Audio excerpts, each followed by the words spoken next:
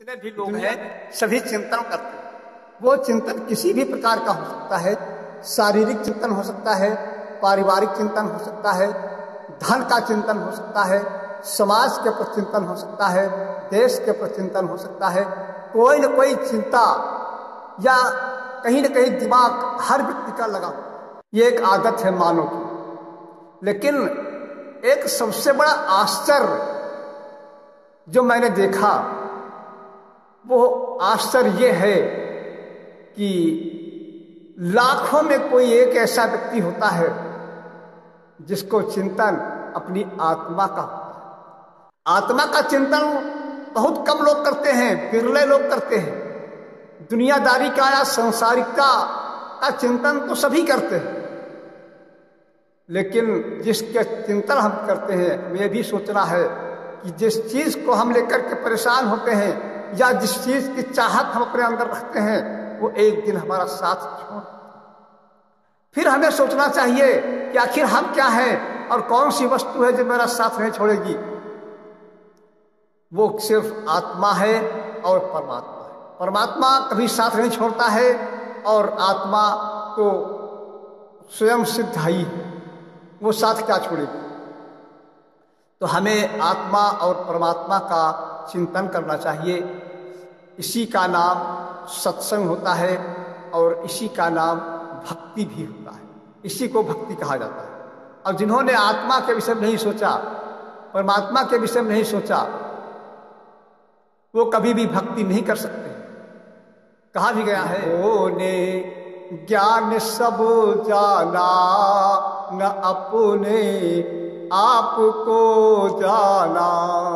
जिन्होंने ज्ञान सब जाना न अपने आपको जाना, उन्होंने खाक ना जाना, उन्होंने खाक ना जाना।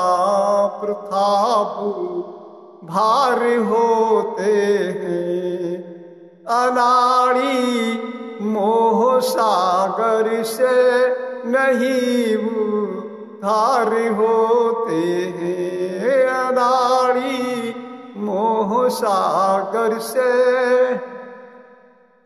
जिन्होंने दुनिया का ज्ञान जान लिया लेकिन अपने आप को नहीं जाना, अपनी आत्मा को नहीं जाना, उन्होंने कुछ भी नहीं जाना। क्योंकि गीता में भी श्री कृष्ण जी ने अर्जुन को समझाया है कि नाना शास्त्र पठेन लोके नाना दैवत पूजनम। आत्मज्ञान बिना पार्थ सर्व कर्म निरर्थकम। देखिए श्री कृष्ण जी समझाते हैं अर्जुन को कि नाना शास्त्र पठेन लोके, 4 वेद, 6 शास्त्र, 18 पुराण, सभी को कंठस्थ कर लीजिए और 33 करोड़ देवता बताए गए हैं, उनकी भी पूजा कर लीजिए। लेकिन आत्मज्ञान बिना पार्थ सर्वकर्म निरर्थक। जब तक आप स्वयं अपनी आत्मा को नहीं जानेंगे तब तक सारे कर्म निरर्थक हैं, इनका कोई अस्तित्व नहीं रहता है। इसलिए हमें अपनी आत्मा को जानना चाहिए। जब आत्मा को जानेंगे तभी तो परमात्मा को जानेंगे। जब लग चिन्हो ना तुम आत्म तब लग ना है। आत्मा को ही नहीं जान पाएंगे। आत्मा हमारी क्या है, हम कैसे हैं, काले हैं, गोरे हैं, नाटे कटके हैं या लंबे हैं, कैसे क्या मेरा स्वरूप है, क्या हम हैं, कहाँ पे मेरा घर है। कहा भी गया है, तू कहाँ से आया है मरकर कहाँ को जाएगा। तू कहाँ से आया है मरकर कहाँ को जाएगा। तेरा स्वतः स्वरूप क्या है किस विधि उसे पाएगा। ये पता लगाना है मत जग भर माना है। ये पता लगाना है मत जग भर माना है। तू चल हंसा निज देश को यह देश पिराना है। तू चल हंसा निज देश। कहते हैं कि जाना है, एक दिन मरना है। जब फला व्यक्ति मर गए तो ये सभी जानते हैं हमें भी मरना है, जाना है, लेकिन कहाँ जाना है ये पता नहीं। चलन चलन सब कोई कहे, मोहि अंदेशा और, नाम न जाने ठाव का, पहुंचेगा किस ठोर।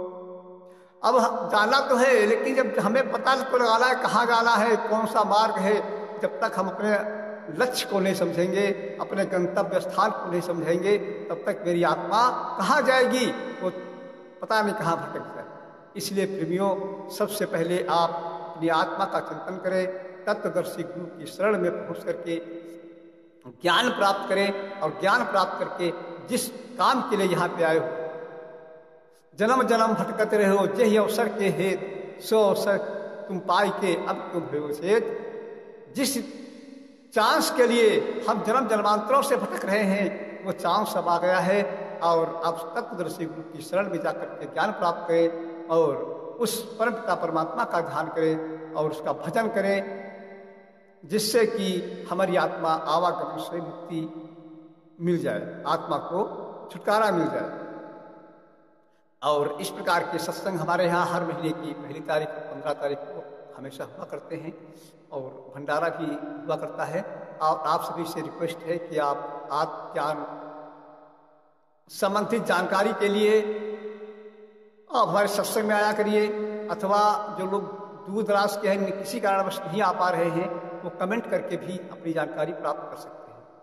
और इन्हीं शब्दों के साथ मैं अपनी बाणी को विराम भी दे रहा हूँ। फिर मुलाकात होगी अगले वीडियो में, तब तक के लिए सभी के लिए हमारी बहुत